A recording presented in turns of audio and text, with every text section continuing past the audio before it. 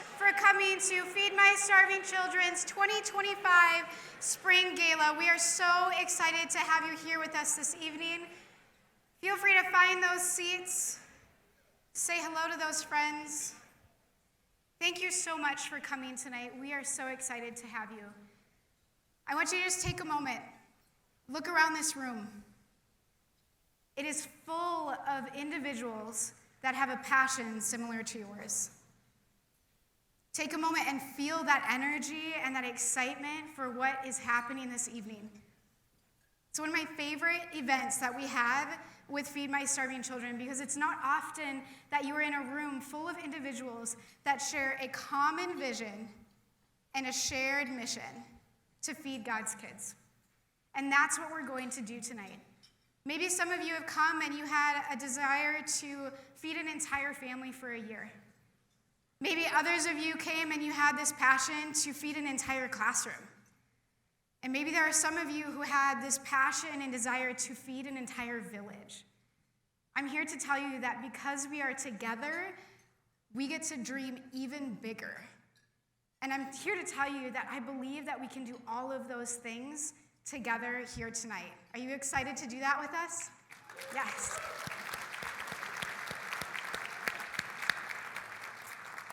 My name is Bethany Rogness, and I am one of our hosts for the event tonight, and I'm joined by my coworker and friend, Justin Quintana, and we will be walking alongside you for this event this evening. Thank you, Bethany, so much. As Bethany said, we're so excited to look out into this crowd and see so many people joining together to make an impact. And I know as I was looking around, I saw some familiar faces. And so if you've been to one of our galas in the past, can you raise your hand right now? Let's give them a round of applause. Your continued support is amazing. You can make such a big impact by what you can do with Feed My Starving Children. And I know also when I was in the foyer, I got to meet some people for the first time. So I know we have some new faces in the crowd. If you're here for the first time to a Feed My Starving Children Gala, can you raise your hand nice and high for me? Woo!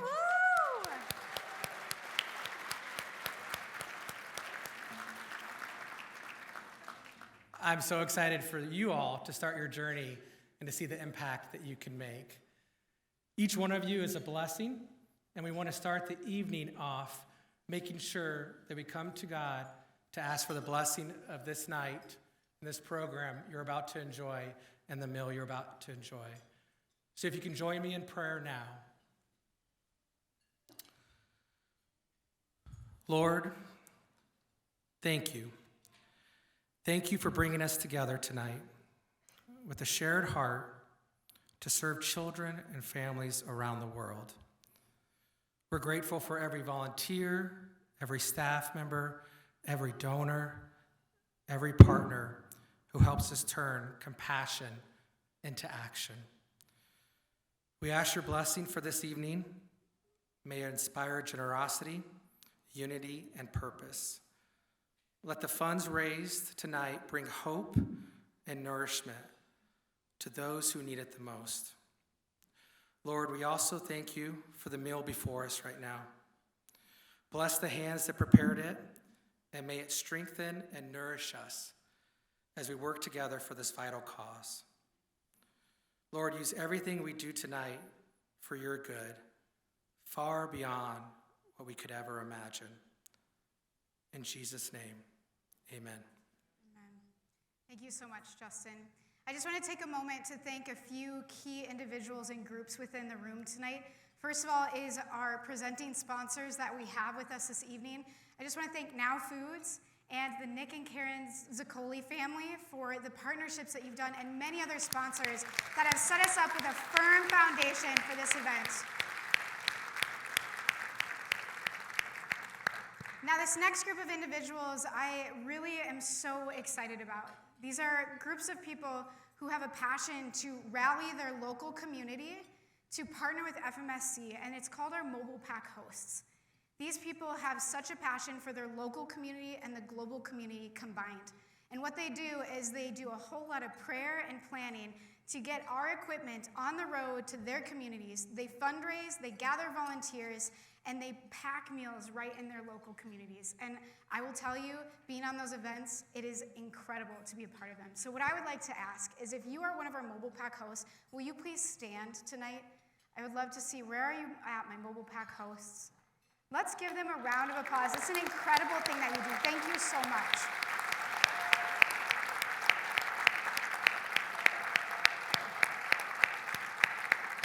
Now, if this is something that piques your interest and you think, hey, I'd love to rally my community, or what is this all about? What I ask of you is to find some of those individuals or any of our staff, ask some questions, and I would encourage you, start dreaming a little bit bigger. What can I do in my local community to continue to feed God's kids? Now, I don't know how you spent the first half of your meeting with us. Maybe you've already spent that $10 gift card. Anyone out there? Have no fear if you haven't. Marketplace will open in a little bit after the event. But what my hope is that no matter how you spent your time with us, that you enjoy the time that you're here and that you feel empowered and equipped to continue to be a part of the mission of feeding God's kids. It has been fun already to see the impact you all have been making. Who purchased a raffle ticket already? Ooh, nice. Ooh. Who thinks they have the winning raffle ticket right now, right? Well, if you haven't purchased one yet, there's still time to do that. We have that going on over there in the foyer. We're going to have that open for you until 7:30, so we want to make sure to tell you that. You want to get your raffle ticket into those jars by 7:30 sharp. There's a ton of packages. There's 16 packages there for you to choose from. There's some incredible experiences there. There's wine packages. There's a lakeside getaway at Lake Delvin. And some of them are valued at over $1,000. And so something for everybody to be able to join in and feed kids. The best part of the raffle is that each time you buy a raffle ticket, that is 68 meals for a child in need. And so a huge amount of impact for a $20 investment. And so we invite you to join those raffles and be part of that. At the end of the evening, we'll put the winning numbers up on the screen there so you'll know before you leave tonight if you're one of those winners. We also have a special thing this year with a $500 giveaway for our marketplace. It's a gift card to there where you can help support artisans from around the world. And so if you join that $500 gift card, you should have a blue ticket for that drawing. Raise your hand if you're part of that one. Okay. So we got a few. So that means you have really good odds if you join that one right now. So definitely put your name in for that one. That one will also be finished up at 7:30 tonight, so you still have some time to do that in the foyer. And I know many of you already started to purchase some marketplace items. If you didn't purchase everything that you would like to do so far, no worries. We're going to actually have that open for you after the program ends as well. So that way you can make sure to leave with an artisan good that can impact the world. It is my pleasure to have the opportunity to introduce you to our auctioneer for this evening. Stacy McCurran has been with us in the past, and I'm so excited to have her joining us again. She's with Flattabo Advancements, and our auctioneer company that we partner with has had an amazing opportunity of having a decade-long legacy of supporting over 1,000 nonprofits, fundraising hundreds of millions of dollars. And we're going to do it again tonight, aren't we, Stacy? She's fun and she's fast, and I'm really excited. So please help me welcome Stacy. Thank you so much, Bethany, for the introduction. Good evening, everyone. Again, my name is Stacy McKernan, and I'm with Flattabo Advancement, and I'm so honored to be serving as your auctioneer this evening. Folks, I hope you're ready to have a ton of fun tonight and raise a lot of money in the process. So I do have a passion for this organization myself, as over the years, my husband, my daughter, and I have gone to pack meals. It's something that we enjoy doing as a family, to enjoy a few hours to be away from technology, to partner together as a family, which, by the way, I'm always the bag sealer, and to help feed kids. It's a win-win in our book. So I know the Feed My Starving Children team has a great evening planned for us tonight, so I'm so happy to be part of it, and we hope that all of you are ready to be part of an inspiring night as we work together as well. So a little later in the program, we're going to have an exciting live auction with spirited bidding, and we'll also work together during our Fund a Need giving moment to raise critical funds to support our important mission. And we hope that you choose to raise your bid number tonight. In fact, let's do a little practicing now. So at this time, please remove your bid numbers, which can be found in the blue envelopes in the center of your table. Your bread may be placed on them, but just set that aside for now. Grab those blue envelopes again in the center of your table. If someone at your table would grab those now, please share those bid cards, the big yellow bid cards, with those at your table. Now make sure that you grab the bid number that matches the bid number on your name tag. No, that is unless your strategy is to spend your neighbor's assets tonight, perhaps, but that could get us in a little trouble, Bethany. So I think we should maybe avoid that. So again, make sure that the bid number matches the number on your name tag. And also please know that you will also have a small yellow card in that envelope. And that has the same bid number on it that your big bid number has. So I want you to keep both of these numbers handy because you will need them a little later in the program. And folks, we can make such a big difference working together tonight. Kids get to dream big when we act together for hungry children. So that's what we'd love to see happen tonight. All of us working together, doing what each of us can do to feed kids.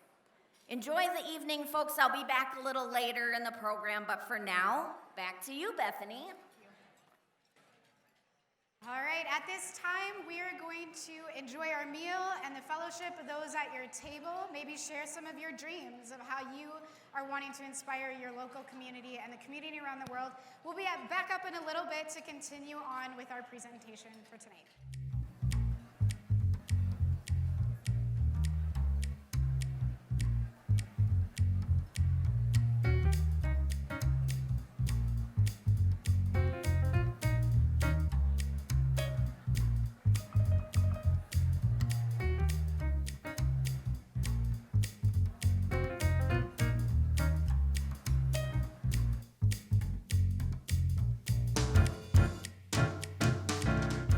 That the number one thing about this organization is that we keep Christ at the center of the organization. And so I want to tell you that that is not going to change, and even if I tried, I think I would end up in a shipping container heading for Uganda because the staff would not allow it to happen. But I think a bigger danger for an organization like ours is not just what we do publicly or quickly, it's just like in our own hearts, that drift that quietly happens away from Christ unless we're intentional to keep ourselves focused. And so we as an organization are going to continue to keep ourselves focused. We are unapologetically Christian. And when I say that, I also love to tell people that not only are we unapologetically Christian, but that anyone can help us on this mission. And we have many people from many different Christian denominations, many people from other faiths that help us, many people from no faith, and they're all welcome to join us on this mission of feeding kids. And I was just last week on the phone with a professor who's writing a book on volunteerism. And he had volunteered a number of times at Feed My Starving Children and fallen in love with the mission, just like you do. And as we were talking, I was talking about being a Christian, but that anybody can pack with us. And he said, you know what, I'm an atheist. And I have loved packing with you. And the mission that's Christian doesn't bother me at all. And I said, that's great news. I love having you a part of it. So we'll end up in his book. And we are so excited about that. And not only can anyone help, but anyone can receive. So any kid, anywhere, any country, the two criteria are, does God love them? Are they God's kids? And are they hungry? And we're going to feed those kids. Our focus is on feeding kids who are dealing with severe starvation and malnutrition around the world. And in the last fiscal year, we fed over 1 million kids a day. How cool is that?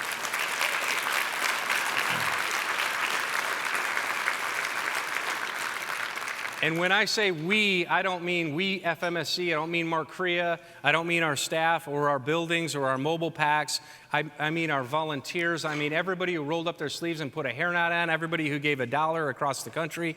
We did it together. We fed 1 million kids a day. Isn't that cool? And if you go out and see those kids, I'm going to show you some pics tonight. We're going to tell some stories. I want to show you one of those kids right now. This is Raishalyn. They're going to throw her picture up. We were in the Dominican Republic about 6 weeks ago with the team. We stopped in a orphanage specifically for disabled kids. And when you're in a third world country, oftentimes disabled kids are discarded. Oftentimes, if a family's got to choose between which of their kids they're going to feed, the one who gets the most severe malnutrition is the child who has physical or mental disabilities. And we walked in, and as we were coming in, these are kids who receive our food every day. It's our food that keeps them alive. Many of them get left at the gate of this orphanage because their parents either don't want to or can't support them. There's so many misunderstandings that at times they're embarrassed of their kids who have disabilities. And so you're really in a community where kids are discarded. Go ahead and put her picture up. So I don't know how many of you have been on a trip before or walked into an orphanage or a school feeding program. How many of you have been on a trip with Feed My Starving Children? Yeah, look at that.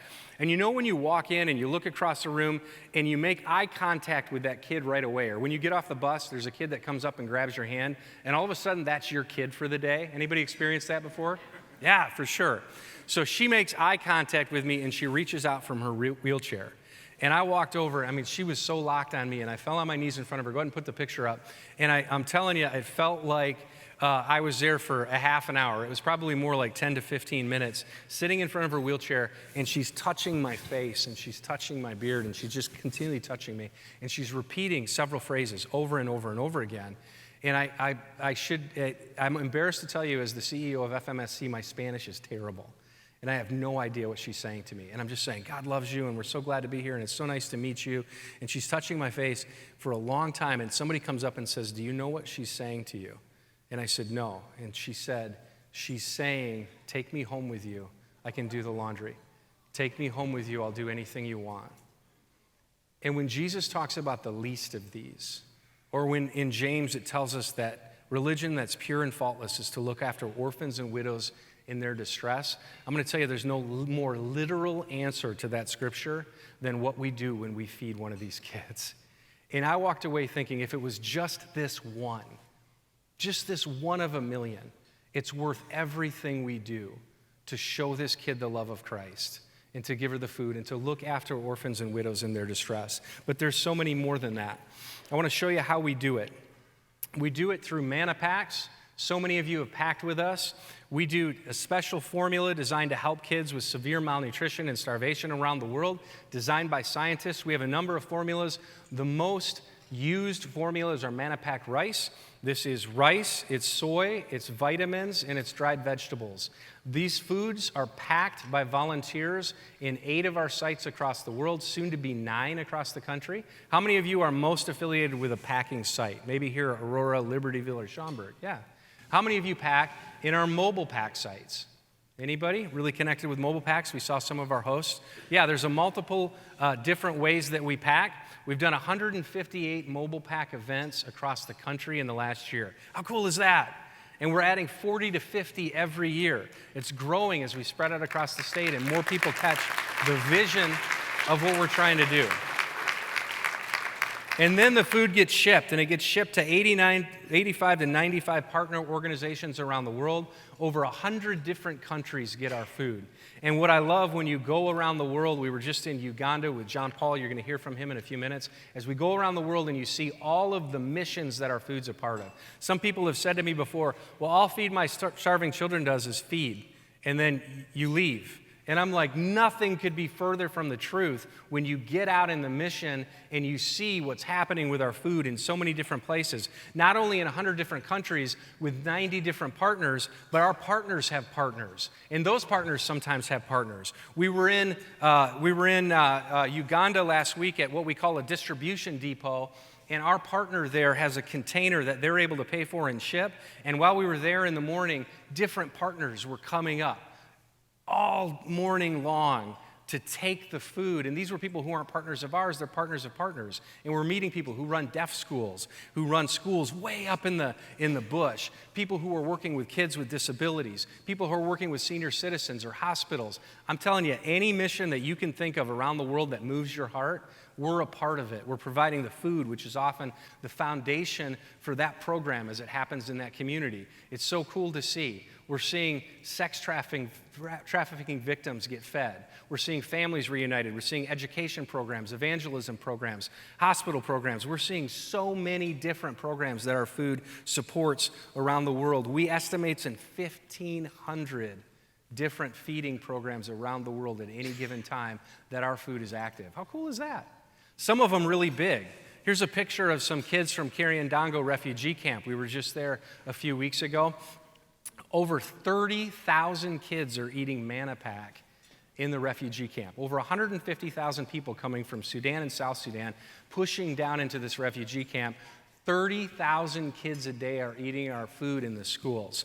And here's what's cool. The teachers said to us, if you weren't feeding in these schools, we'd maybe have 300 kids who show up. But because you're feeding kids, they don't have to be out scavenging. They're not trying to work for their families to get a little bit of money.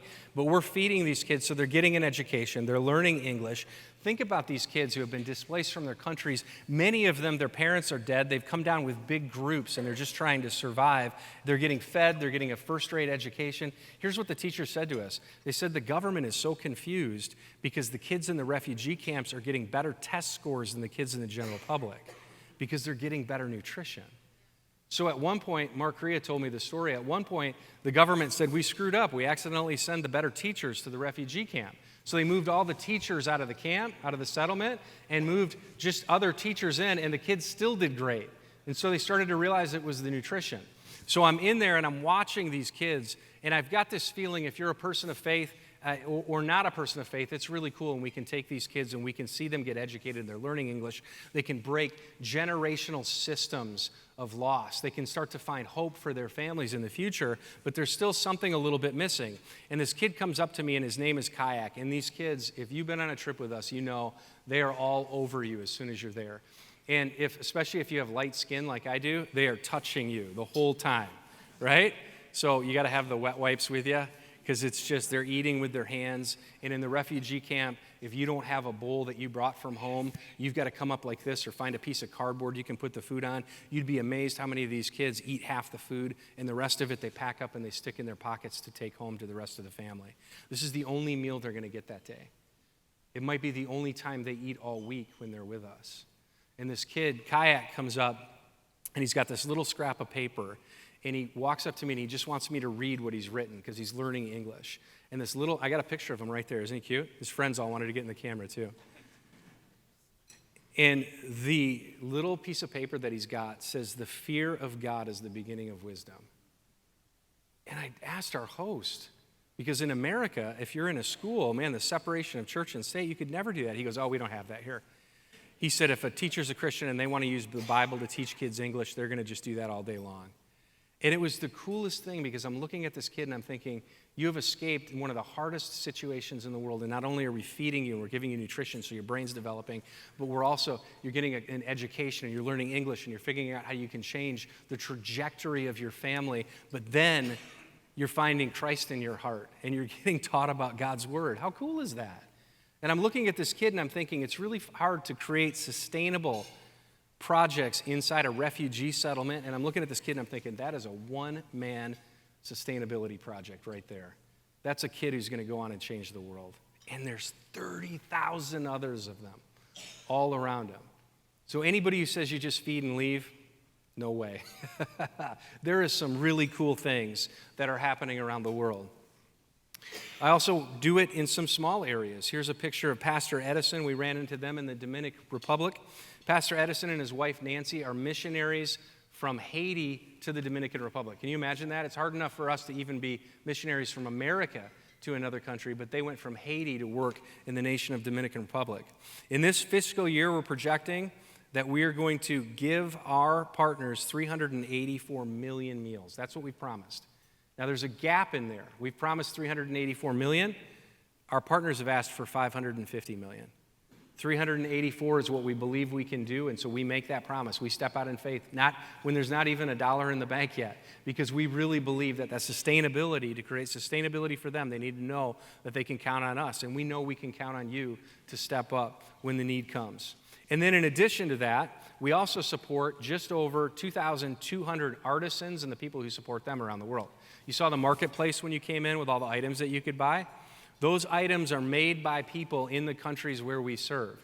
We pay them a living wage so that they can create a business of their own. It comes here, and then any profit we make in our marketplace all goes right back into providing food for the kids. And these are one of my favorites. Have you guys seen the Haiti mugs? These are really cool, because in Haiti, I don't know if you know this, but they have what's called mud pies or mud cookies. This happens in the world where kids are starving and their kids are crying, and their parents will take a little bit of oil and salt and some mud, and they'll make a cake. There's no nutritional value whatsoever, but it just fills the tummies of those little kids. And so in Haiti, in the area where they used to do that, now they get manna packs, and those kids are strong and they're healthy, and now the parents take these mugs and they make them and they sell them in our marketplace to create a living wage for them and their family. And if you look on the bottom, you can see what the mud looked like originally when they made those cakes, and they're signed by the person who did that. How cool is that? Anybody want these? Yeah, they're $28. They're right in the back there. You can get them. Clean us out. We would love to have you take those. So I just wanted to give you an overview of what you do. I want you to know that you are changing the world, and you're changing it one kid at a time, but we're doing it in massive amounts, and we're making a real difference. And today you're going to hear about that. We're going to have my friend JP Kafasi come up in just a few minutes. We're going to do an interview with him, and you're going to hear about one project in one community that we're doing, but there are communities all over the world that are being transformed by what you do tonight.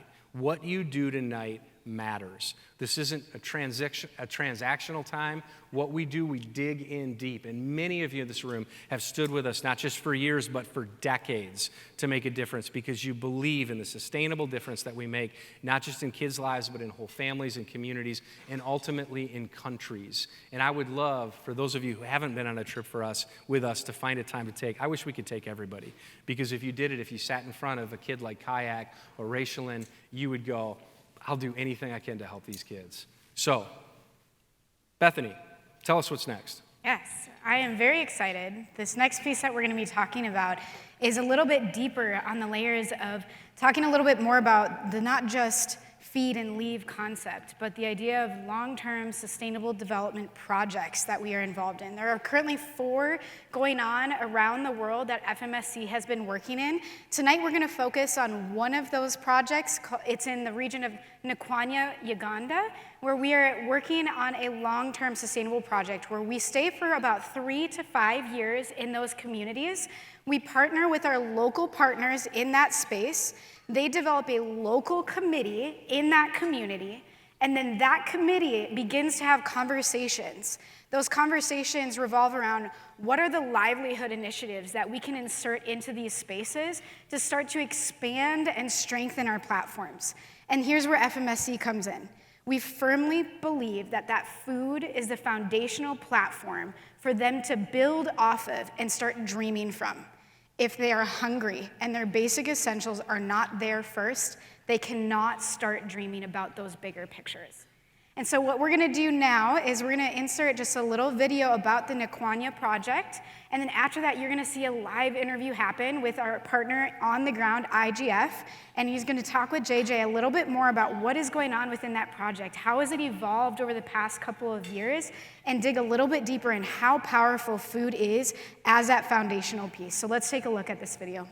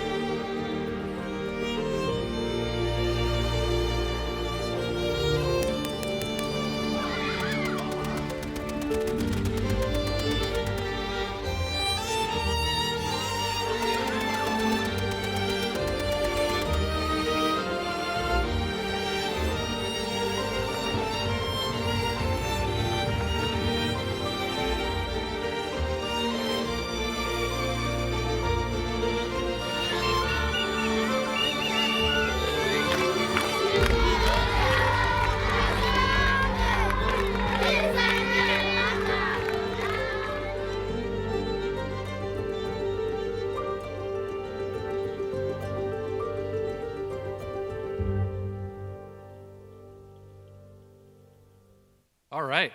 My friend, how are you? I'm great. All right. It's 4 in the morning for me, so I'm feeling good.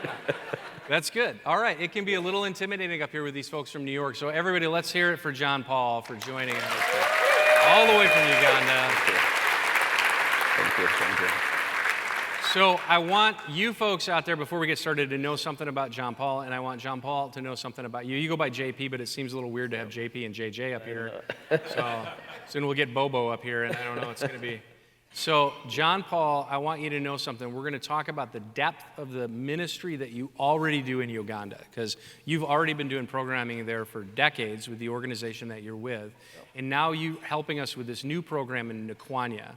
But if we go back to the programs that you're currently doing, will you tell us how many kids are you serving in the schools that you're doing? Just tell us a little bit about the ministry or the work you're doing right now. Thank you. We currently feed 6,000 kids in our schools, and we have 5 schools. Yeah. So 6,000 kids, and I told John Paul if he was doing what you do in America, you'd be famous, because I've never seen greater leadership, greater structure, greater support.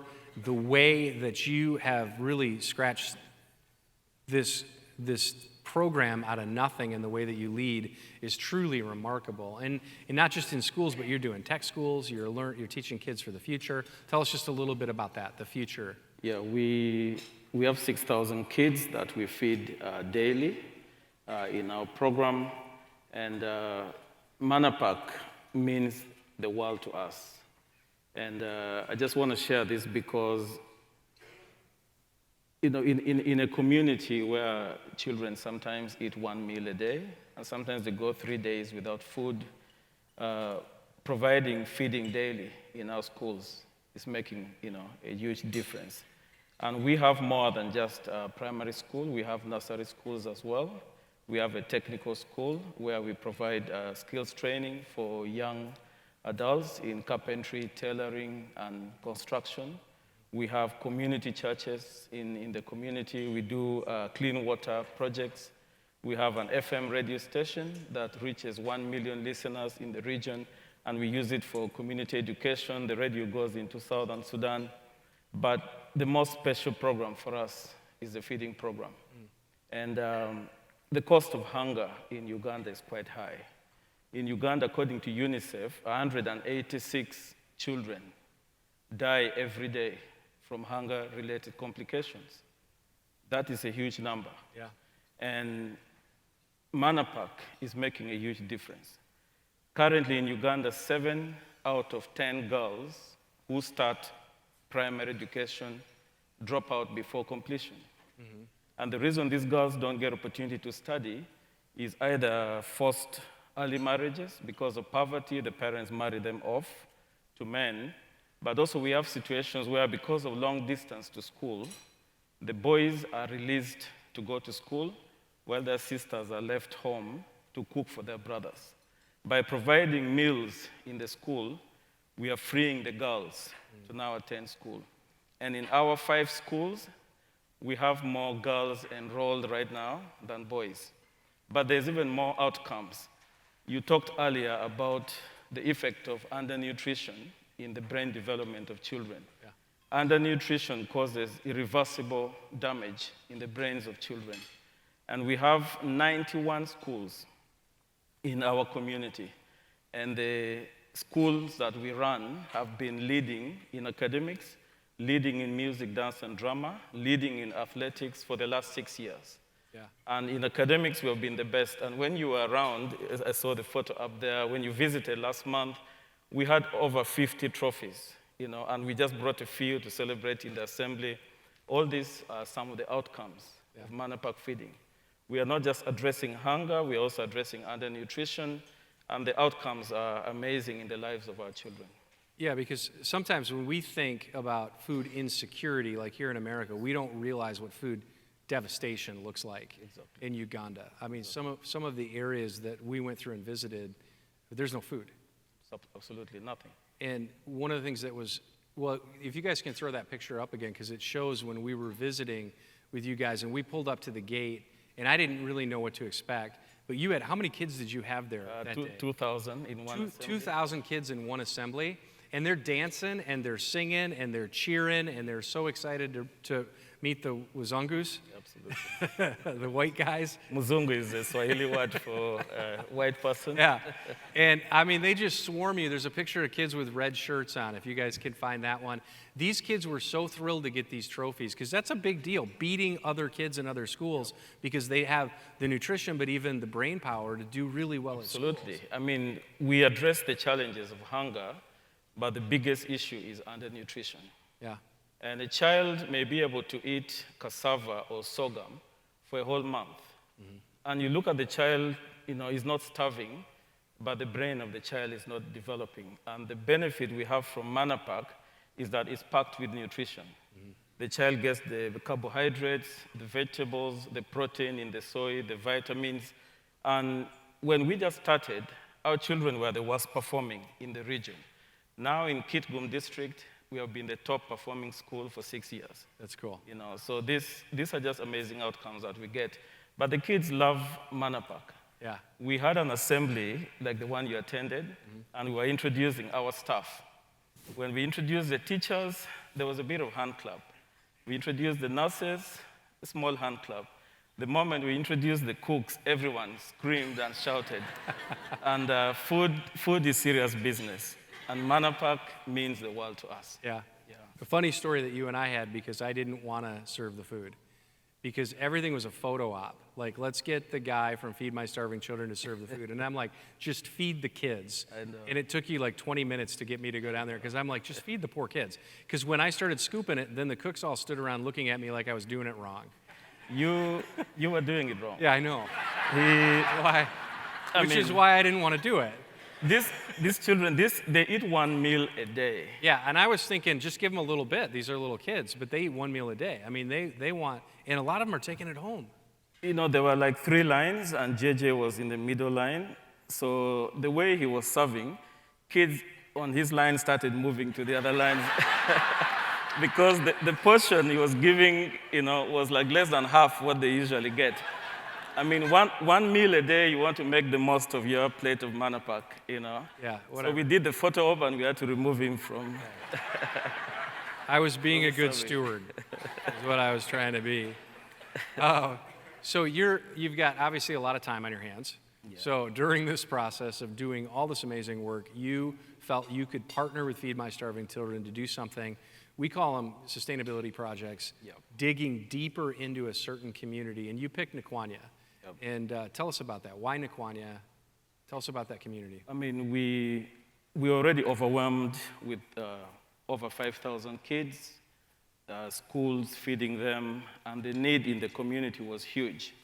Northern Uganda went through 2 decades of civil war, what we would say is Africa's most devastating conflict, where 1.5 million people were displaced in the camps.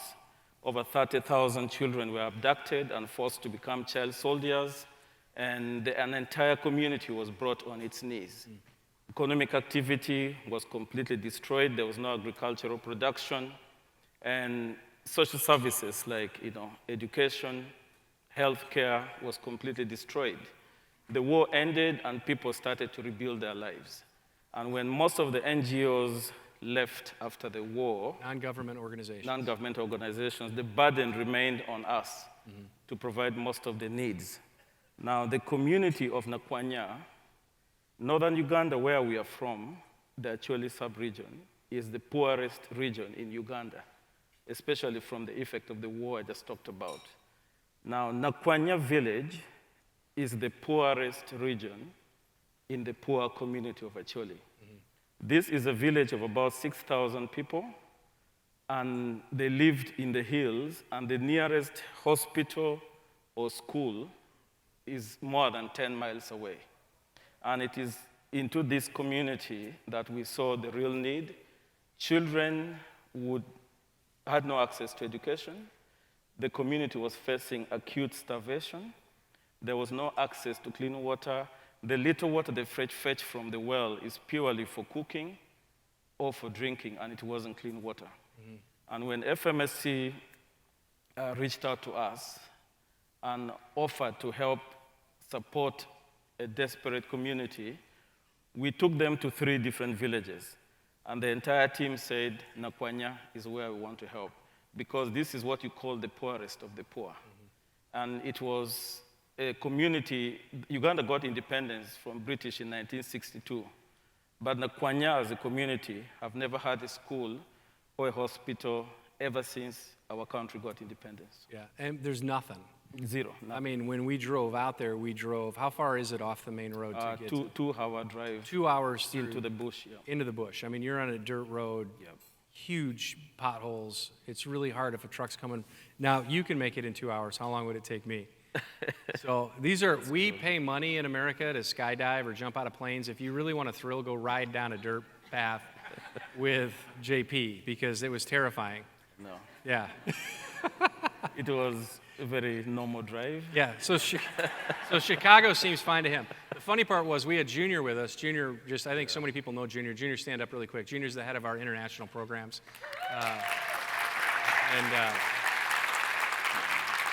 Junior grew up in Haiti, so he's in the back of the truck. I'm in the front of the truck gripping the steering wheel as you're like navigating around potholes the size of my house. And Junior in the back at one point on the trip mumbles, "That's way worse in Haiti," and he falls asleep in the truck on the way home. But it takes a long time to get out there. And as you're driving past all the grass-thatched huts. I mean, it's just what we would think of. We've seen some of them in the pictures. There's nothing there. Yep. It takes a long time to get to an outpost where they're doing trading or anything like that. These kids are in the middle of nowhere. And when we first came there, Junior, you said those kids would just run away.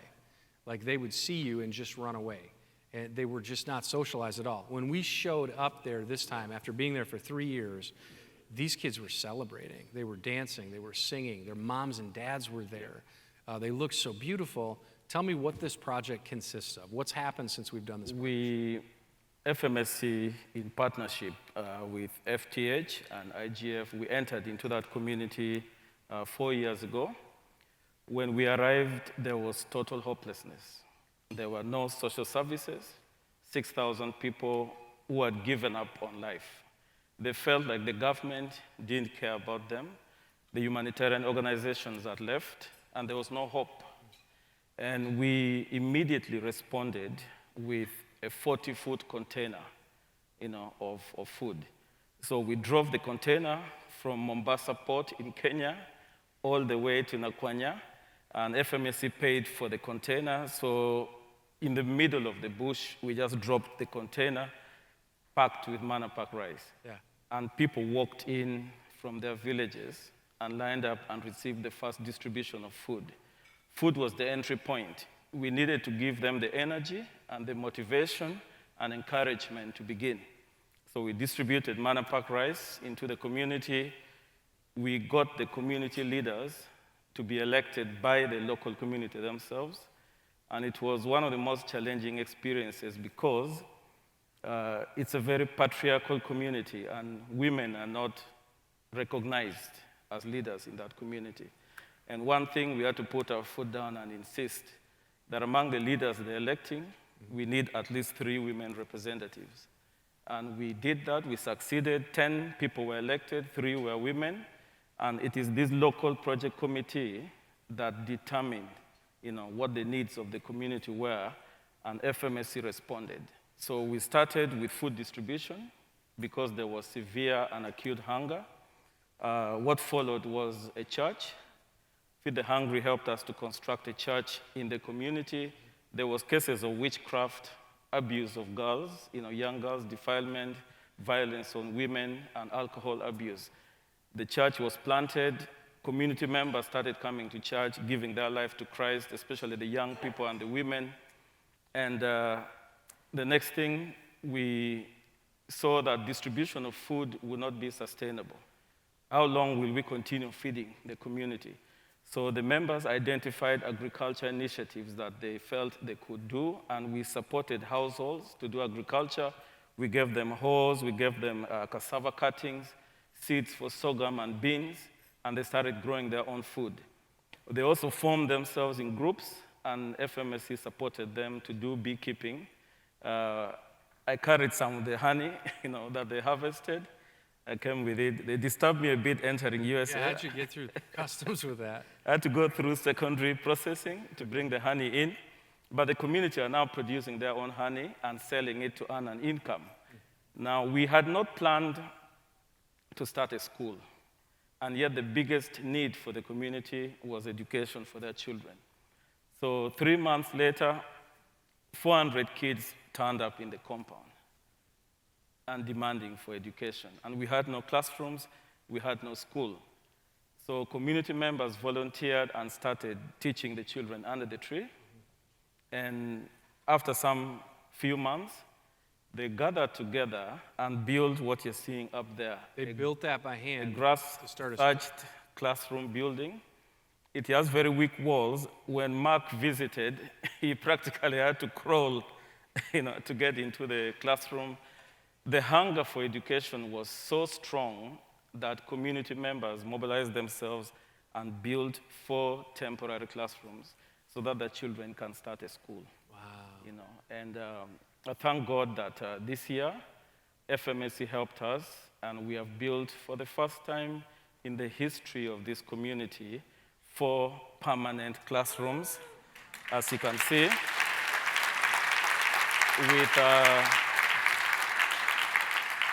with furniture. It has lightning arrestor on the roof, solar panels on the roof. For the first time in the history of that community, they have permanent classrooms and a school building. And we saw, talk about this just a little bit, all the dads, all the moms, the people who showed up, because we were there for the ribbon cutting. Yeah. You had government officials there that had probably never been in the area of Nequania. Exactly. And all the people, just talk about like that change and just and it's not just education or food, there's a change in the whole spirit of the community. We are seeing a total transformation in the community of Nequania. We started with the biggest need, which was food. Along the way, the community leaders identified their needs. They needed to do agriculture. They were supported to grow their own food. They needed a school. They built classrooms on their own, which was makeshift, and it was a big challenge to us. And we responded and gave them classrooms. In the school now, the children are fed. At home, they have a garden where they can grow their own food. We also provide medical care in the schools. So children are now, they get treatment for malaria, typhoid, and other small illnesses. The children are taught the Word of God in the school. Every Sunday they come to church and hear the Word of God. We also identified some of the young boys and girls who are too old to study in primary, and we trained them for 6 months in carpentry and tailoring. We bought sewing machines, and when the 10 girls were trained, we released them into the community with their sewing machines. Now they're earning a living. Some of these are child mothers who had no source of income.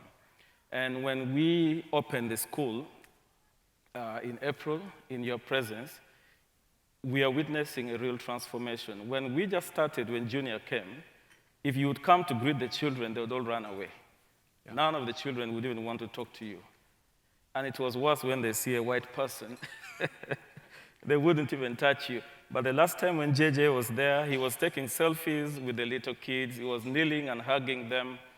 That is a change, even in the lives of the children. But we had a huge gathering. We had to slaughter 2 bulls to feed the entire community. And that's a big deal because that might be the only time some people eat meat all year. Probably the only time, in the whole year that they get to eat meat. And if they tried to keep cows of their own, what would happen? The community live in an area where there are cattle rustlers. Yeah. So if you heard of the Turukana in Kenya and the Karamojong in Uganda, those are 2 tribes across 2 borders who carry AK-47. And they do a lot of cattle raids among them. So that community borders the Karamojong, who are armed with guns, and whatever little they plant in their gardens, the Karamojong would come and destroy and steal. And nobody can take care of goats or cattle because they all get raided. Yeah. So the community were completely brought on their knees. Mm-hmm. But now there is hope. Mm-hmm. Their children are getting education, they're getting medical care, they're getting feeding. The community are growing their own crops. The youth who missed out on education are getting vocational training. And there's suddenly a whole change in that community. Even the government officials who used to fear to go into the community, Now they're starting to come and be part of our functions. Yeah. Who was the higher ranking? You had a higher ranking official that was there with us. He was the Foreign Affairs Minister. Yeah. Like here, you'd say the Secretary of State. Yeah. And when he got up to talk, he's looking around at everything that's been happening there, and he goes, Absolutely. we have to get water here. I know. And so he's saying, I think we could run something up over this mountain. It was really cool to see him envisioning it. Honestly, he wouldn't turn up in that community before we intervened. Yeah. It was an abandoned community. But now, we are having elections next year. The community leaders have taken ownership of this project, and we are pushing them that if the government does not come and support the running of the school, there should be no votes for the officials from there. Okay. So we are leveraging, whatever Politics. numbers we have, so that in the coming elections we get what we need. We try to do that in America, too. So really quick, what's really important, I think, to folks when we talk about supporting places. So your normal programs in Kitgum, we're supporting you with food. We're committed to do that over the long haul for these kids. Yep. And you're kind of creating the sustainability in the projects. Yep. With this project in Nikwania, we've put a whole lot of resources in to see what we can do. There's an end date, because we originally said we'll be here for 5 years. Yep. And we met a couple of times with the council when we were there with you, and you were really clear. In 2 years, this program's going to end from FMSC. What happens in 2 years when FMSC stops? Well, the best thing about this sustainability project is that the community ownership was built in from the start. Actually, it was a lesson for us in our organization as well, because we built schools that we own, and we did not involve the community at the start. The model we did in collaboration with FMSC is that we got the community to take leadership and ownership from the start. And we let them know that FMSC will be stepping back in 5 years. You have to step in, own, and run these projects. So the community gave us 46 acres of land to do the project on. We delivered food, addressed the challenges of hunger. A church has been built in the community. We have built classrooms. We have supported vocational training. We are currently continuing to support agriculture and beekeeping. And the community is aware that in the next 2 years, FMSC will step back, and the local leaders that they elected will continue to run the project. Yeah. Of course, FMSC will continue providing food for the schools and food for the vulnerable households, especially child-headed homes. But the community leaders are now lobbying the government to take over the responsibility of paying the salary of the teachers and providing textbooks for the school and putting nurses in the school and providing medicine. We told the leaders that it's not the responsibility of our organization to provide education and medical care for the community. It is the government's responsibility. We have given opportunity for the community now to have a school. We have committed resources and built the infrastructure. The operation of the school now is in the hands of the local project committee and the local government. Yeah. So FMSC over the next 2 years will scale down their activities. The community capacity has already been built. The goal of the project from day one were two. Goal number one was the immediate need of food, and we addressed acute hunger by providing food. The second goal was to empower the community and build them to become self-reliant. We have given vocational training for the youth who have missed out on education.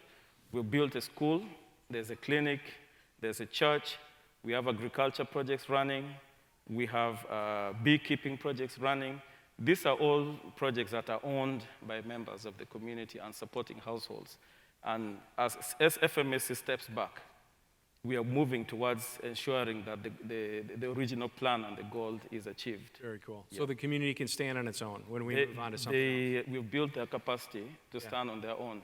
And the chairperson of the committee, you met with him. Yeah. You saw the kind of leader he is. Oh, yeah. Yep. Yeah. They're very confident that they can move forward on their own as a community. 4 years ago, it was total hopelessness. Right now, we are looking at a new generation of young African children and youth who are coming out of this community. And these young people, with the blessing of God, who had no hope for the future, and now they have dreams for the future. We are going to raise a new generation of leaders out of this forgotten village that had no hope. Yeah. Man, you are transforming the whole, through God's help, you're transforming the whole communities that can really transform the whole nation. And so we're doing 4 of these projects, Feed My Starving Children is, around the world right now. We've done several in the past. When you're done there, do you have ideas of where we should go next? The need is overwhelming. Yeah. The need doesn't stop. We receive requests from different communities. Every week in my office, we get offers for land. People are calling us to build schools, to build churches, to help them with clean water. You know, I shared earlier some of the outcomes of Manapak feeding. We have 6,000 children currently in our feeding program in 5 schools, but there are 91 schools. We are the best performing school and we celebrate it. But the other schools that are not performing, children walk 10 miles from their homes to come to school. Others go back home to try and find something to eat and they don't come back. The need is huge. So while we celebrate our outcomes, while we celebrate the wins in music, dance, and drama, in athletics, while we celebrate the wins in academics, and our school performing better than all the others, I wish we were reaching more of these schools with food. I wish every school in the community was getting school feeding. So yes, the need is huge, but the resources are limited. Yeah. You know, and it's my prayer that God opens more doors Yeah. for FMSC to be able to do more. Ours too. Yeah. Time for one more quick story. Tell us a story of somebody's life who's been transformed in Aquania. Wow, we have hundreds of stories. The most recent story that to me is really touching that I would love to share with you is a story of a young girl called Sarah. I'll share this story because I saw a bit of her video was shared earlier. When we went with FMSC into this village in Aquania, Sarah had just lost her mother, and within 1 year, she was 14 years old. Within 1 year of losing her mother, her father and his brothers got involved in a land wrangle, and they killed one of their neighbors. And the entire family, you know, the father and all the elders were arrested and locked up in prison. A young 14-year-old girl was left with the responsibility to look after her 3 siblings in a small hut that you show in that photo. Many young girls would have despaired and lost hope. But this young girl started working in people's homes, cleaning people's homes and working in their gardens, and begged for food to feed her siblings. In their little hut, she took responsibility. And we thank God that the very year that they were struggling and there was no hope, and they would go 3 days without food, that is the very year that we delivered a 40-foot container of food in the community of Nakwanya. Sarah and her siblings lined up to receive the food. Instead of coming as one household, they came and lied to us and came like 3 different households. And they received 3 boxes of food because we're giving 1 box for family. That food saved the life of these children that you see in the picture. We started feeding them, and when the church opened, Sarah was among the first girls to come and give their lives to Christ in the church. And she became a choir leader in the church. When school opened, Sarah and the siblings were enrolled in our school. They started receiving food every day, lunch. We cook for them in the school. She became a leader in the choir. She'd be the one who leads the worship every morning during school assembly and, prayer and devotion in the morning. When we did the agriculture project, her and her siblings received, the seedlings. They planted cassava, they planted beans to give them extra food. Sarah is now 17 years old. She's looking after the little ones in her home, in her house. We are continuing to feed them and give them manna pack. This is them. Every morning, they leave home. She's there in the middle.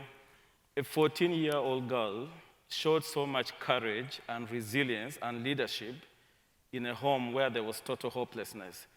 I told Sarah when I met her last month, I said the leadership and courage that she showed, some 40-year-old women wouldn't have managed. The story of Sarah covers the entire holistic support that the FMSC Sustainability Project is right now doing in Nakwanya. One family was able to receive food. They got crops for agriculture to grow their own food. They're going to church, and they are committed members of the church, singing in the choir. They are sitting in the new classrooms, getting an education. When we visited Sarah's home, she wasn't feeling well. She had a wound on the leg, and there was a clinic, to provide for her support. Sarah and her siblings had no hope for the future. When we interviewed her, they're starting to dream again. Her brother wants to be a lawyer. The two sisters want to be teachers, and Sarah wants to be a nurse. Cool. And we're excited that where there was no hope, where there was no dream, now they're dreaming again. And through this sustainability project, Sarah will one day realize her dream of becoming a nurse. So it's a full package that we are providing, and this is made possible because of the kindness and support of people like you, helping to change the life of one girl and change the life of an entire community. Anything else you want to say to these folks? Wow. I'm here. It's a privilege for me to sit here and share this story. I am speaking on behalf of thousands of children and members of the community, and probably many partners who are not able to be here. FMSC is an organization that I urge all of you to invest in. I've worked with many partners from Australia and also from USA, but there's something unique about FMSC.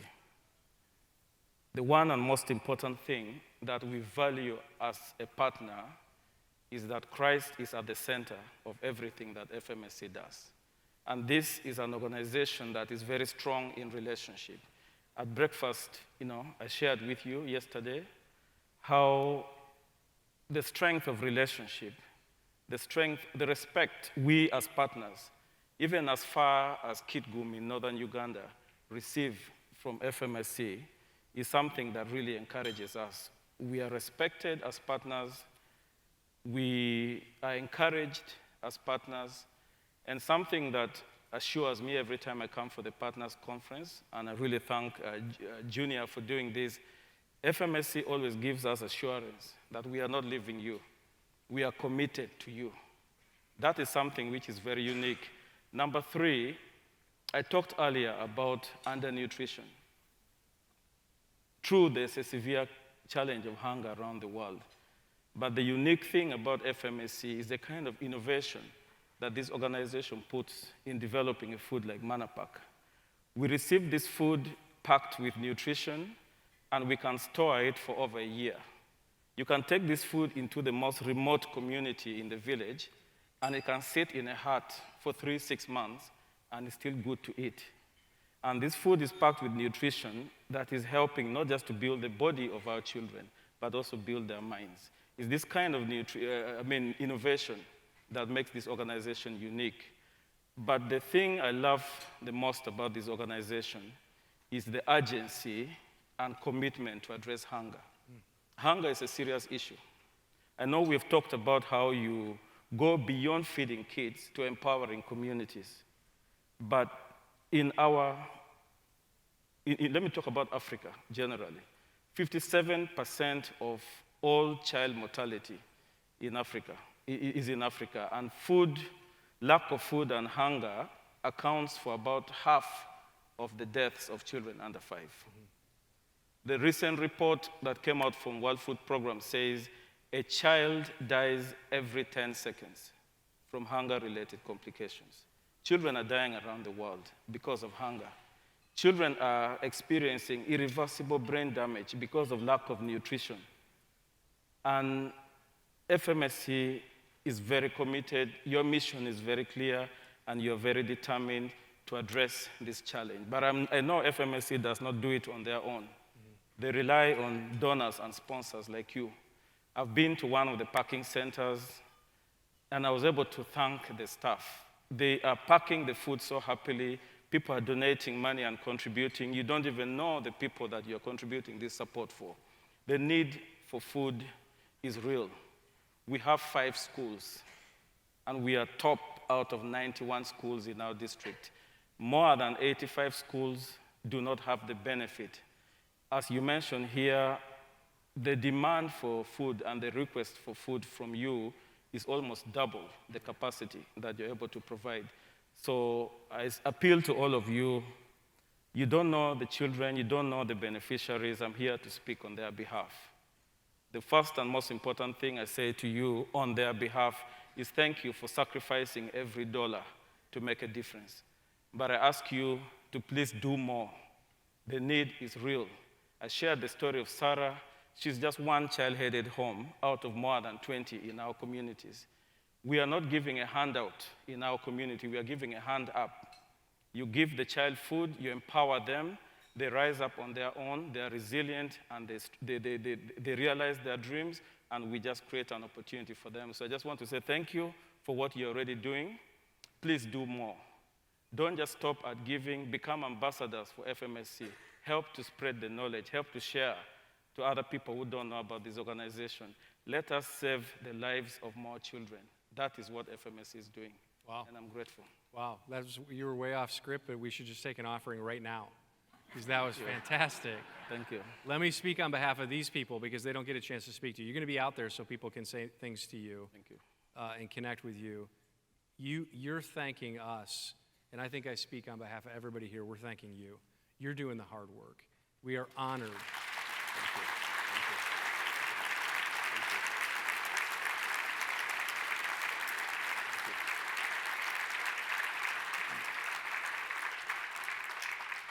We're honored to stand with you.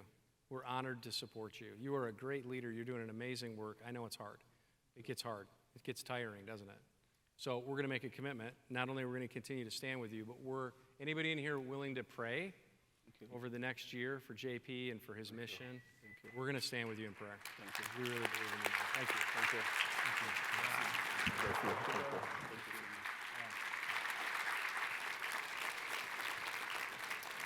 All right. I think we should give you an opportunity to give. That's probably a perfect place to do it. I'm going to ask our auctioneer to come on up. Last year at this event, we raised just over $1 million. I'm going to say that again. Last year at this event, we raised just over $1 million. That's the good news. The good news is last year we raised just over $1 million. Here's the bad news. We spent it all. It's all gone. There's none left. And so we're going to need you to dig deep again and help us out. Here's the good news, though. We, for the 20th year, have gotten the 4-star rating from Charity Navigator. We're in the top 1% for financial transparency and accountability. Every dollar you gave was carefully stewarded to make sure it gets where it needs to go. Also, 99.8% of our shipped meals have arrived at their destination.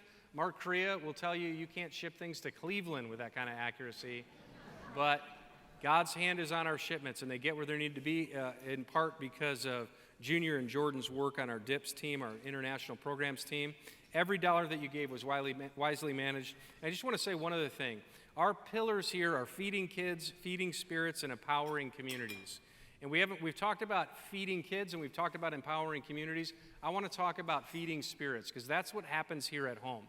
I want to show you this picture. There's my wife and our 6-year-old grandson. He just packed for the first time, because he's 6, at our Coon Rapids site. And isn't he adorable? I mean, really, you should say something nice about my grandson since he's up there. But part of our mission is not just to feed kids overseas, but it's to teach kids here how to roll up their sleeves, put on that hairnet, and realize they can make a difference for God in other parts of the world. And we feel that's a great part of our mission, to engage the community here in America to make a difference around the world. And there's one more picture that I want to show you. This is a young man named Hugh. It's going to pop up on the screen. This is a couple years ago. I was working at another nonprofit organization, and Hugh came in to receive services. And I'd gotten to know Hugh for a while. I knew that he was a refugee, had come to the States. His dad had been murdered for helping American soldiers during the Vietnam War, and he'd ended up in a refugee camp in, I believe it was Laos. And he was just coming in this day to receive services, and he looked so excited and energized. And I said, Hugh, what's going on? And he said, I just came from Feed My Starving Children, and I didn't even realize it until towards the end of packing food. He goes, I saw the bag, and Manna-Pac's what kept me alive overseas. And how cool is that? Years later, to see him in America working hard to make something out of his life, serving Christ. We are so excited for the people that we get to stand with around the world, and we have no idea the impact that we're going to make. So I want to announce tonight we've got a $335,000 match. Woo! Yep.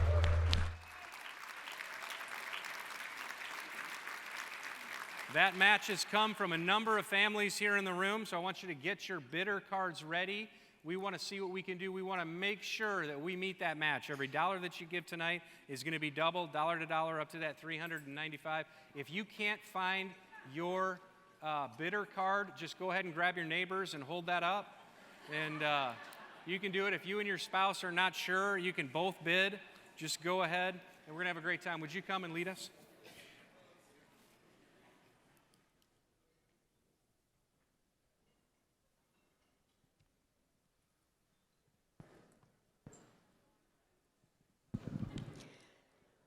Thank you so much, JJ. And thank you to JP for sharing your impactful stories with us tonight and your inspiring messaging. Folks, let's give JP and JJ another big round of applause for sharing their hearts with us tonight.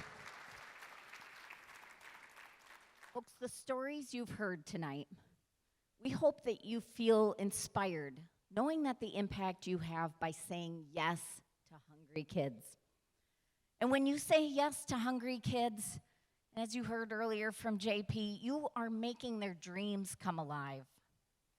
And your financial support is so important tonight, but what's even more important is your participation this evening.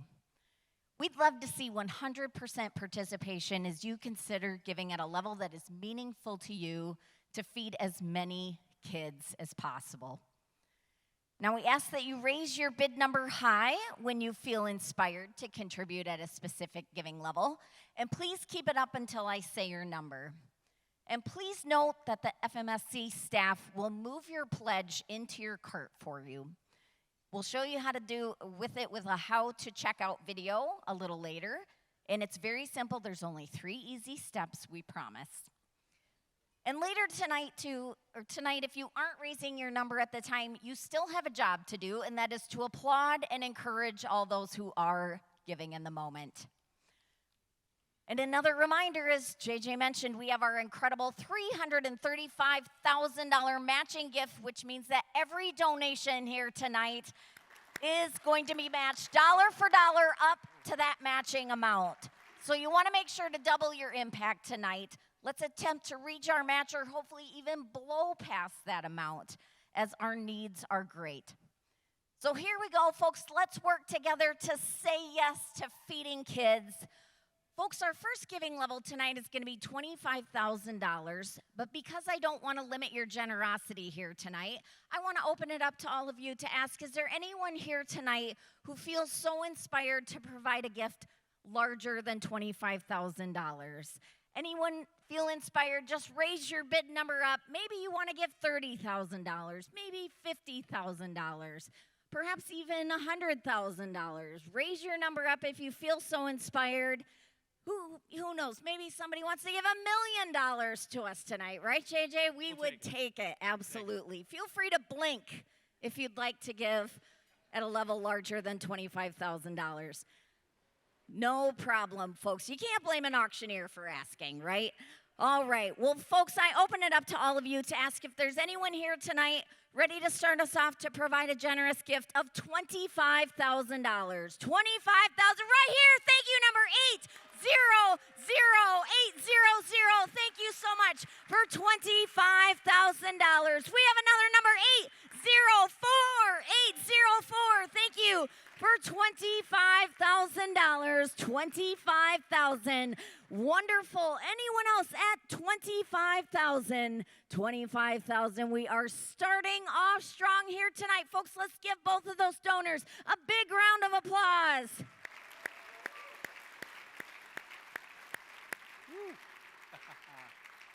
Well, we are starting off strong, as I mentioned. Our next giving level is going to be $10,000. And folks, with the match, that would be a gift of $20,000, which could feed 188 kids a year. So please raise those numbers for a gift of $10,000, 10,000 right here. Thank you, number 805. Thank you so much for $10,000. We have another thank you, number 375, 375. Thank you for $10,000. We have another thank you, number 317, 317. Thank you for $10,000. $10,000. Did I miss anyone else at $10,000? 10,000. It looks like he might want to give right here in the front for 10,000, right?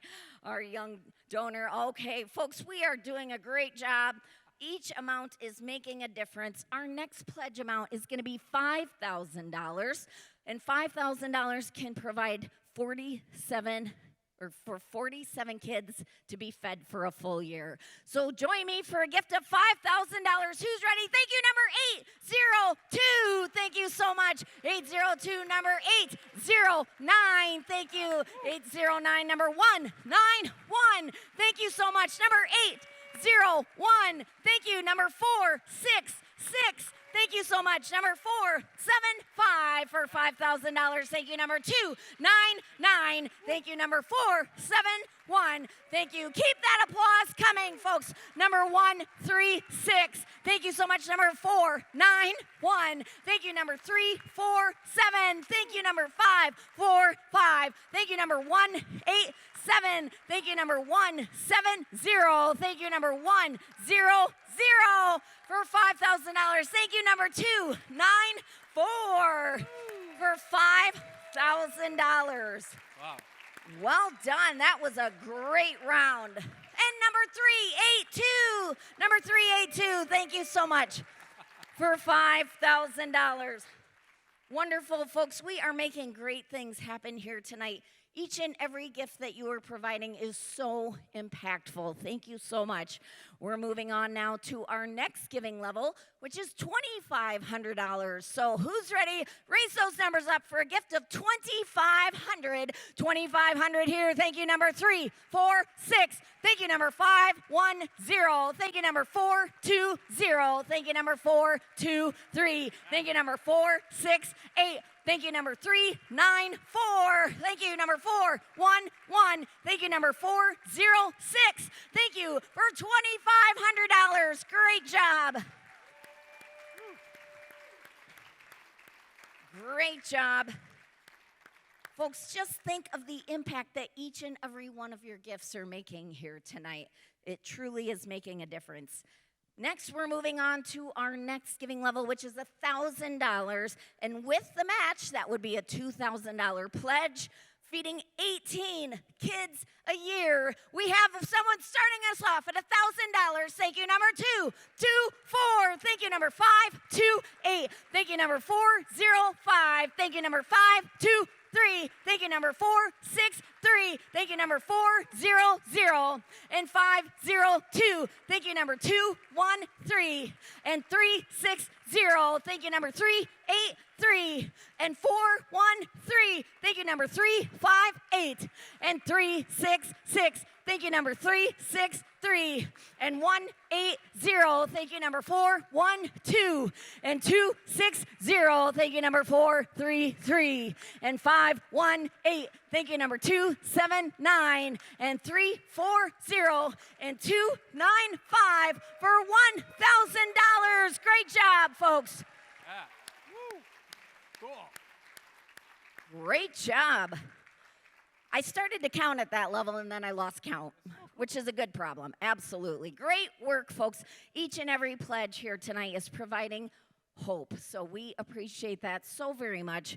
We're now moving to our next giving level of $500. Can feed 4 kids a year. Who's ready to start me for a gift of $500? Thank you for starting me, number 138. Thank you, number 356 and 373 and 525. Thank you, number 451 and 129. Thank you, number 352 and 145. Thank you, number 380 and 495. Thank you, number 242 and 244. Thank you, number 448 and 492. Thank you, number 484 and 218. Thank you, number 232 and 478 and 403. 5-3. Thank you, number 5-4-4. And 4-3-8. And 5-1-8. Thank you for $500. Well done. Did I miss one? Thank you, number 4-6-5 as well. 4-6-5. Great job, folks. You're all just a group of overachievers here tonight. Thank you so much. We're making great things happen here tonight. Oh, number 460 also. Thank you, sir. 460 for $500. Okay, our next pledge amount is going to be $250. Every gift is making a difference here tonight. Who's ready to start me for $250? Anybody at $250? Thank you. Number 430. Thank you, number 252. And 436. Thank you, number 253. And 515. Thank you, number 483. And 328. Thank you. I can't see their numbers. And 319. Thank you, number 336. And 333. Thank you, number 264. And 436. Thank you, number 408. And 368. Thank you for $250.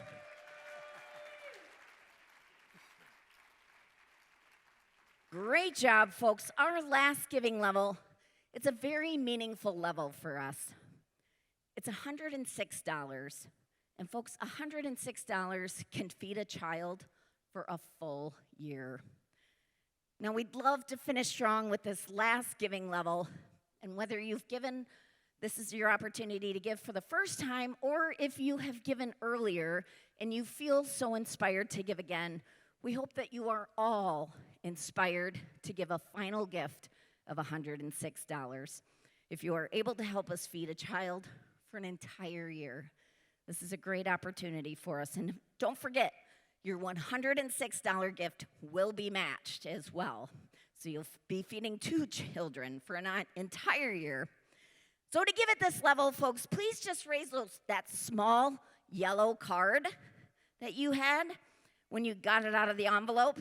So if you choose to give a gift of $106, raise this small yellow card up for me, as you're going to need the bigger card later in the live auction. So raise them up for me now. We'll have staff coming around to collect your small bid cards. Again, this is for a gift of $106. We'd love to see as much participation as possible. Let's finish strong.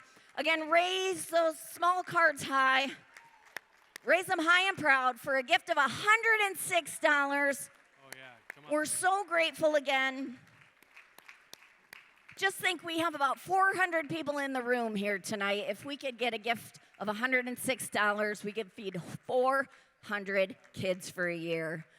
Raise them up again. Last chance for a gift of $106. Raise it up high. We have one all the way in the back of the room. Thank you. Folks, let's give the entire crowd a big round of applause for this wonderful giving moment. Again, we thank each and every one of you for your kindness here tonight. We're so grateful to have you here, not only in person, but for the showing of support you have shown as well. So welcome back to the stage, Justin and Bethany, who are going to announce our raffle winner, I believe. Yeah, this is exciting. Whoop, there we go. This is something that I'm really excited about. We're going to be now pulling the winner for the $500 gift card for our marketplace. Do I get to do the honors? Yeah. All right, if you have your blue raffle, please get that out. Anyone got your blue raffles out? $500 marketplace gift card? All right, our number is 657706. 657706. Do we have a winner over there? There it is. Amazing. Congratulations. Thank you so much, all of you that played that game of chance right now that fed children around the world. And so for our lucky winner, you'll be able to redeem your gift card out there at Marketplace and claim it there as well. All right, up next, we are going to enter into our live auction. There are 3 things I want you to keep in mind as we do this piece. The first one is you're going to want to keep those bid cards close. You never know what can happen during these live auctions. Am I right, Stacy? That's right. Second thing is, if you are a winner of one of these live auction items, it will be in your cart by midnight tonight, so keep an eye on that cart. And then the physical package for those, you will get that at the display table for the raffles out in the foyer. So if you are one of those winners, please make sure you head back to that space to do that. Are you ready? I'm ready. All right, let's do this. All right, so our first package that we have is a taste journey to remember. You'll have a private chef dinner in your home where you can treat up to 8 of your friends to an in-home interactive cooking demo and a delicious meal. You'll be able to assist in preparing that, and the winner can actually invite JJ, our CEO, as well. Some of the items you see there on the screen there, from the East African cucumber mango salad to the Asian chocolate dipped coconut macaroon. I know we just ate, but my mouth is watering just thinking of that delicious meal. All right, Stacy, you ready? All right, thanks, Justin. Yes, we have a lot of great items to auction off here tonight, and this is a great one to start us off with. Again, it's the private chef dinner for 8.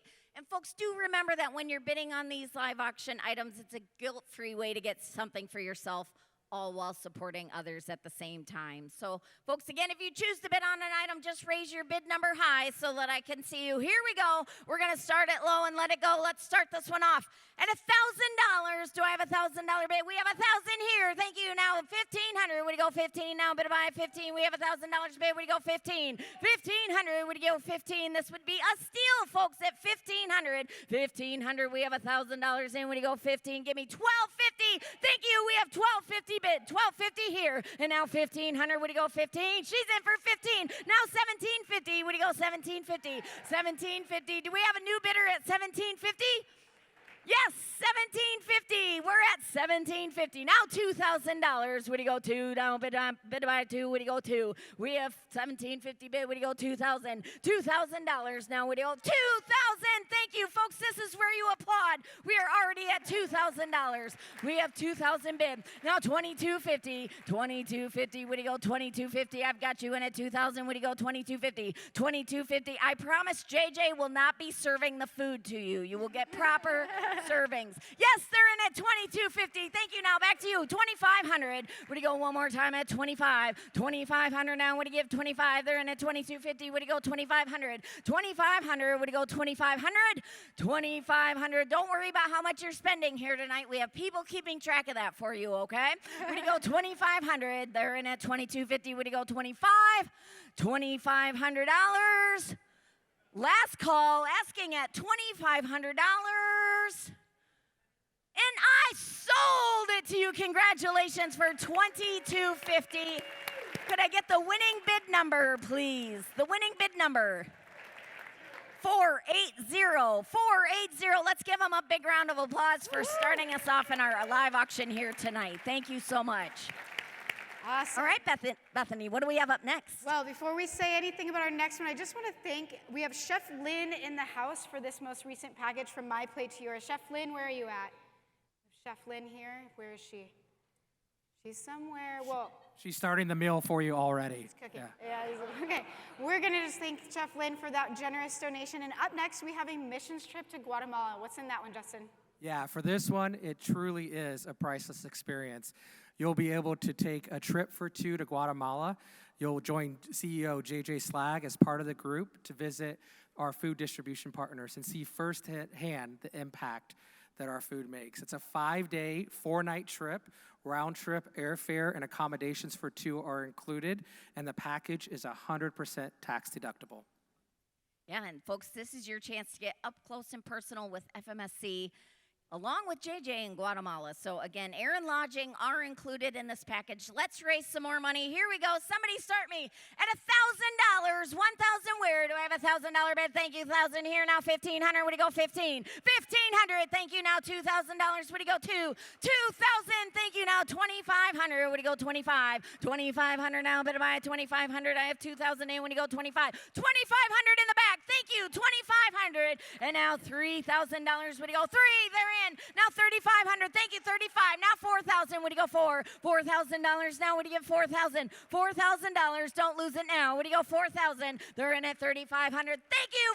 4,000. And now we have $4,500. Thank you. $4,500. Now $5,000. Would you go one more time at $5,000? $5,000. I will stop you when you get too high. Would you go $5,000? They're in at $4,500. Would you go $5,000? $5,000. Now would you get $5,000?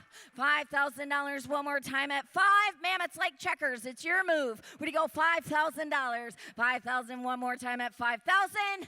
Are we all in and all done? Last call at $5,000.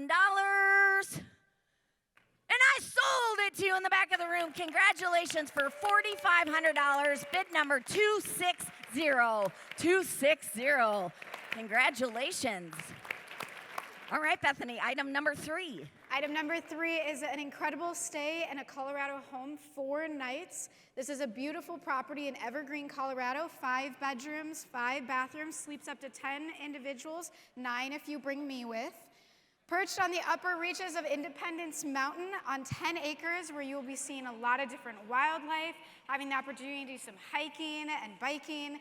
Really close to the Red Rock Park and Amphitheater as well, where you can do some yoga or have the opportunity to do some snow shape series if you're one of those winter sports enthusiasts in the room.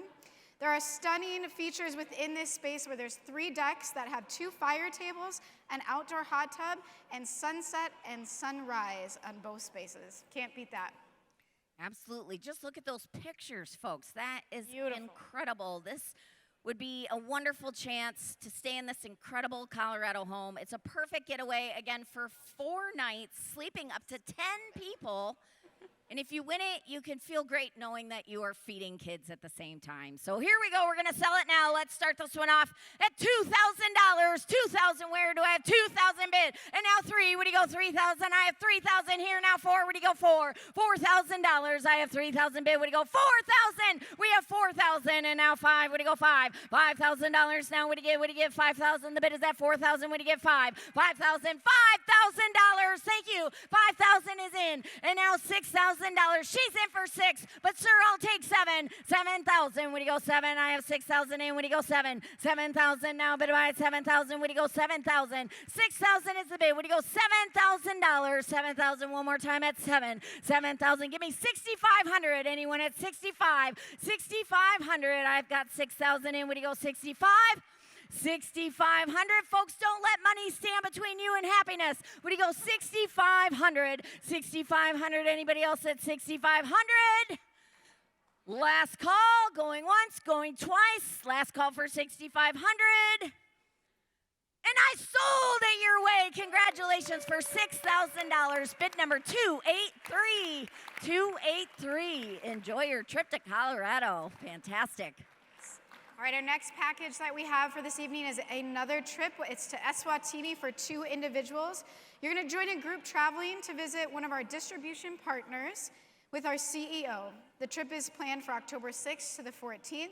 Round-trip airfare and lodging for 2, and a local safari is included. Now, before we get into this, I just want you to understand that if you've never had an opportunity to see our food in action, it is a tremendous experience that will incredibly change the way your life operates. And this is one of the most beautiful opportunities you can get.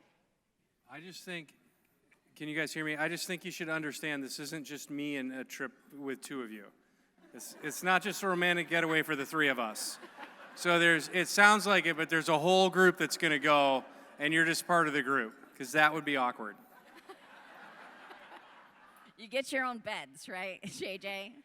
We're all good there. All right, folks, all these live auction items are amazing tonight, but this one is extra special. This is a once-in-a-lifetime bucket list opportunity, folks, and what a great way to support Feed My Starving Children at the same time. So this trip would be a win for you, and it would be a win for those supported by FMSC too.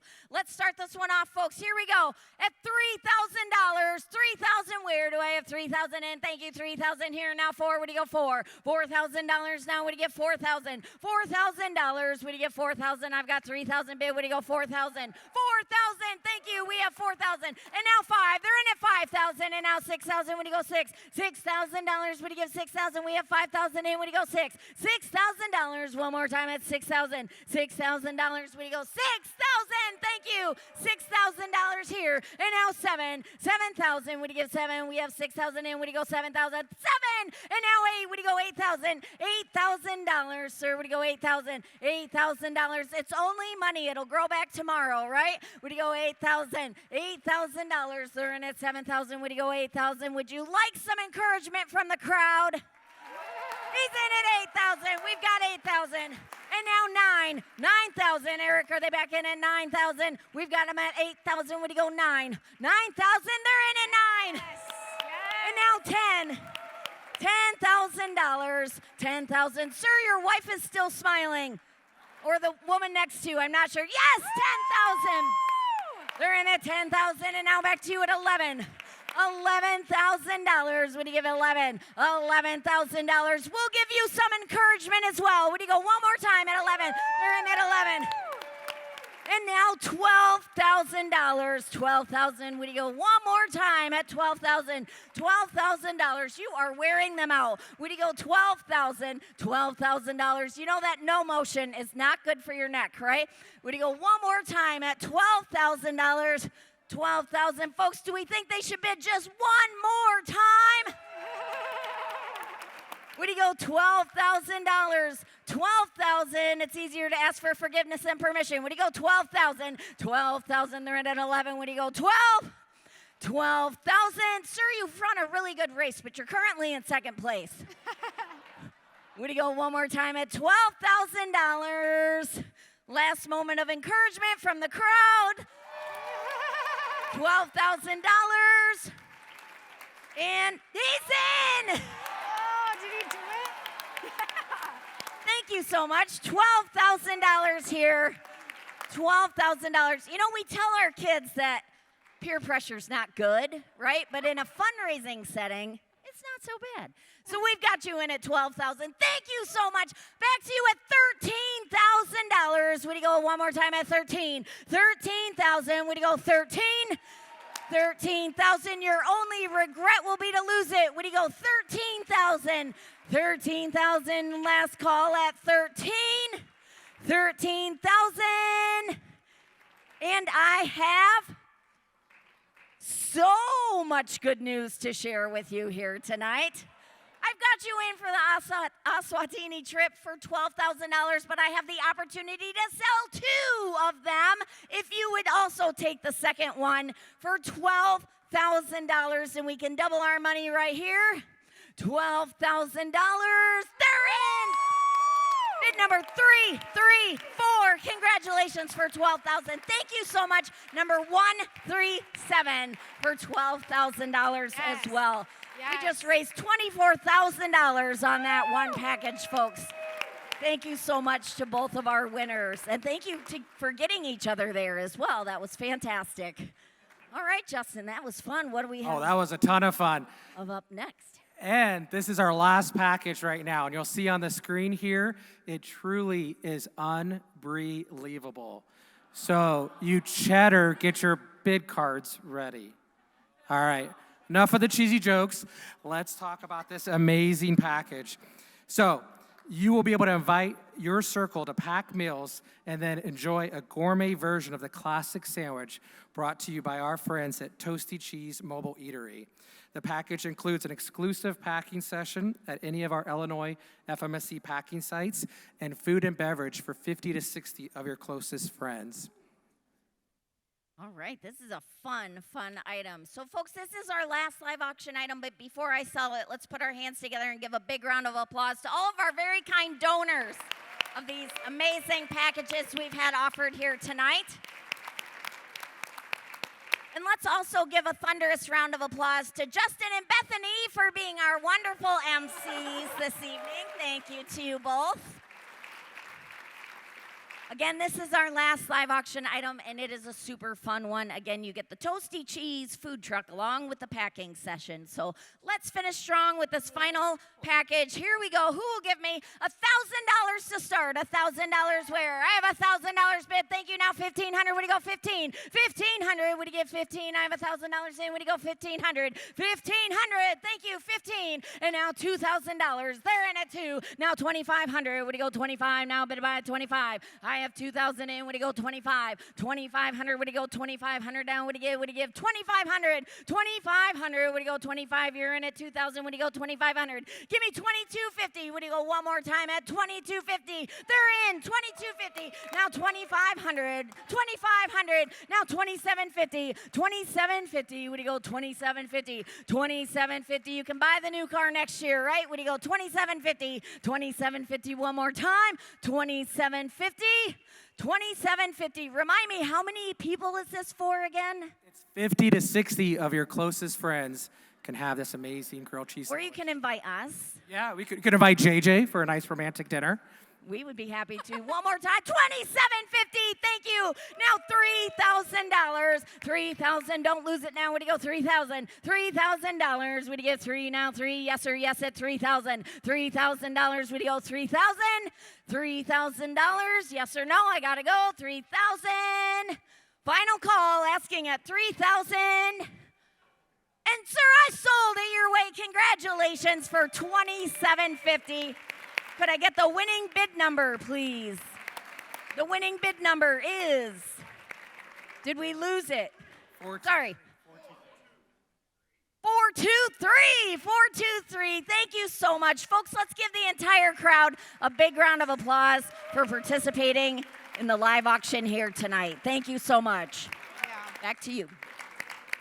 Well, it has been an incredible evening. Thank you so much for what you have done tonight.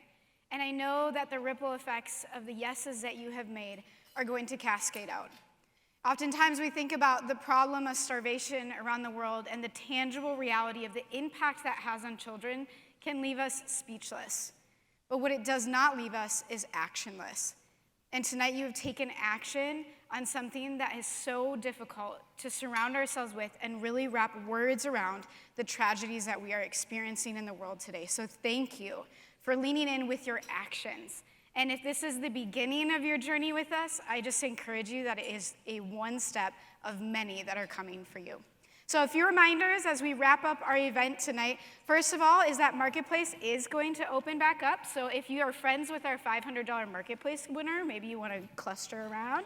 Or I encourage you, get those $10 gift cards out and visit the Marketplace. Second is if you won one of our live auction packages, please remember that you are going to have that in your cart by midnight, and you're going to want to make sure you grab that package from the raffle display table at the end. Speaking of raffle, if you have your tickets out, get those available. We're going to get those up on the screen very shortly, so get those accessible for you. Now, talking about our checkout, there's going to be a brief video that's going to show you everything you need to know. So let's take a look at the steps you need for checking out.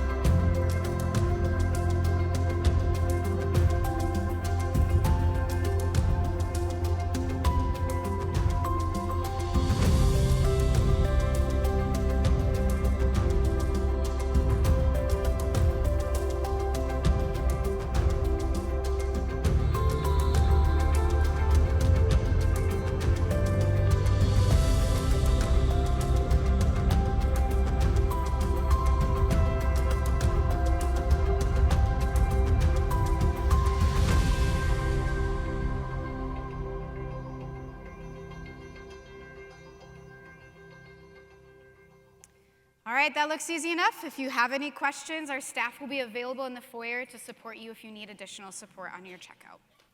So before we see our raffle winners up there, I just want to thank you on behalf of Feed My Starving Children for the generosity tonight. I've seen firsthand the kids and the families that receive these meals. And I can tell you that your gifts to provide meals tonight not only provides food and nourishment for their bodies, but it provides hope. And if you haven't packed with us before, I invite you. We'll give you a brand new free hairnet, and you'll have a lot of fun, and it'll be a meaningful experience. If you've packed with us before, we'd love to have you in the summer and to be at one of our permanent packing facilities or our mobile pack events to pack and provide that hope to children around the world. Bethany, would you like to close us in prayer? Yeah. Heavenly Father, I just thank you so much. Thank you that you are a God that is greater than all of the despair that this world may hold. I thank you that tonight is a reminder that hope prevails. I thank you, God, that our small yeses can turn into tremendous change for the world. I pray that tonight would be a spark that ignites a flame that will continue to burn for generations to generations. That tonight would be a night that we have modeled generosity, and we will continue to multiply our generosity with our time, our talents, and our treasures. And most importantly, God, I pray for the children that are around the world that are going to be dramatically impacted because of the yeses that were here tonight. I pray that even now, right in this moment, there would be a sensation of hope and peace that settles into their heart, that they know we hear you, we see you, and we love you. It's in your name. Amen. Thank you so much for being with us, and we are so excited that you've chosen to partner with us, and we are so honored that you are here to say yes.